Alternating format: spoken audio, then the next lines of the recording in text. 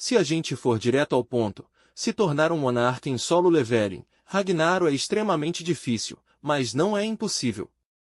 E o mais interessante é que a própria obra muda completamente a forma como esse título é tratado quando comparada com Solo Leveling. No material original, os monarcas são praticamente entidades absolutas. Eles são apresentados como forças inevitáveis da destruição, encarnações da escuridão primordial, algo que está acima de quase qualquer ser vivo e qualquer outra, exceto os governantes que são outro da moeda. Enquanto monarcas são escuridão e destruição, os governantes são luz e criação. A ideia ali é simples. Você não se torna um monarca, você nasce como um. Já em Ragnarok, essa visão muda bastante. Os monarcas continuam sendo absurdamente poderosos, mas deixam de ser inalcançáveis. A obra introduz caminhos concretos para alguém assumir esse posto, o que transforma completamente o conceito. Existem basicamente 3 formas conhecidas de se tornar um monarca. A primeira envolve enfrentar uma entidade específica, uma serpente ligada às escuridões primordiais. Cada cabeça dela representa um dos monarcas, e derrotá-la permite que você herde uma dessas essências. O problema não é só a luta, é chegar até lá. Esse confronto acontece no chamado Mar da Morte, um lugar no mundo dos mortos que drena continuamente a força vital de quem entra. Ou seja, antes mesmo da batalha, você já está sendo consumido. Agora vem um detalhe importante. A serpente, apesar de carregar o poder dos monarcas, não é equivalente a um monarca completo. Isso significa que, se alguém já estiver próximo desse nível, derrotá-la é viável.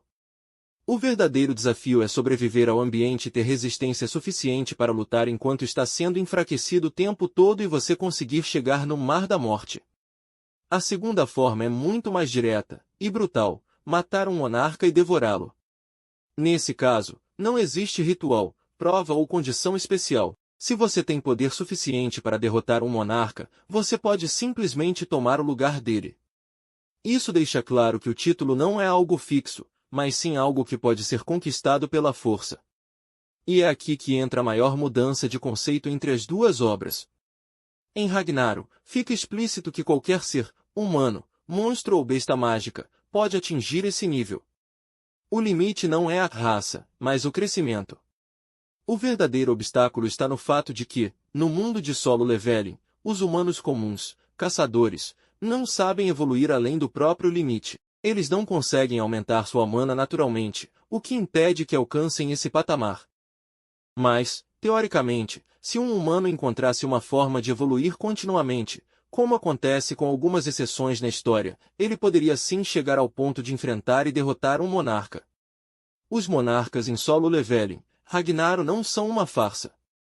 Eles continuam sendo o topo absoluto do poder, mas o que muda é a forma como alguém chega até esse nível.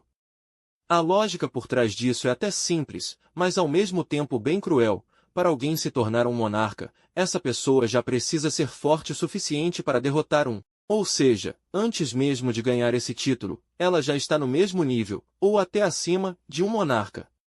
E quando essa pessoa finalmente toma esse poder para si, ela não fica apenas no mesmo patamar, ela ultrapassa ainda mais esse limite. O poder de um monarca não substitui o seu, ele se soma. Isso significa que cada novo monarca tende a ser mais forte do que o anterior, justamente porque ele já era forte o suficiente para vencer e ainda recebeu um aumento depois disso.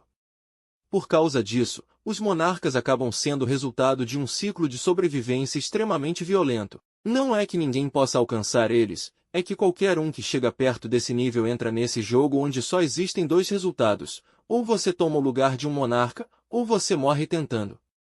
Com o tempo, isso faz com que só sobrem os mais fortes entre os mais fortes. É por isso que eles passam a impressão de serem inalcançáveis. Não porque seja impossível chegar lá, mas porque todos os que poderiam competir com eles acabam sendo eliminados nesse processo ou se tornam parte dele. Além disso, ainda existe uma terceira possibilidade, que é a sucessão. Um monarca pode escolher alguém para herdar seu poder, mas isso é algo extremamente raro, porque esses seres não têm motivo para dividir ou entregar aquilo que conquistaram. Ainda assim, quando isso acontece, o sucessor pode passar por um processo diferente.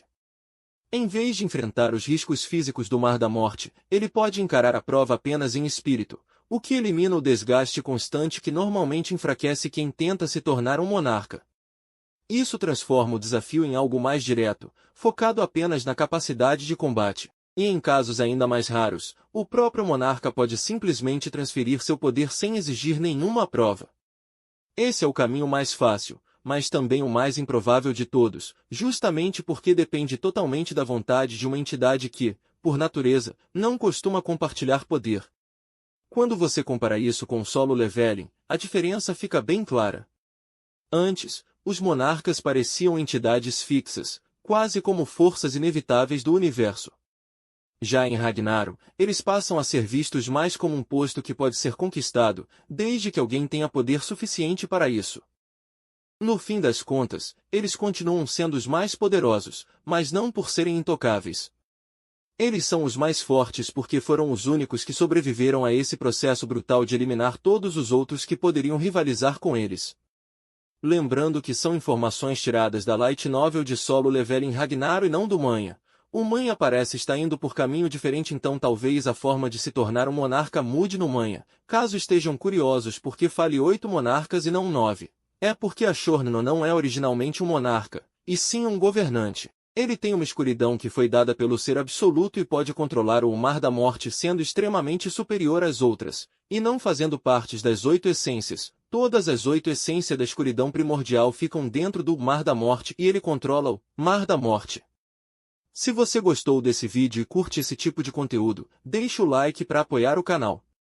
Compartilha com quem também gosta desse assunto, isso ajuda demais a continuar trazendo mais vídeos assim.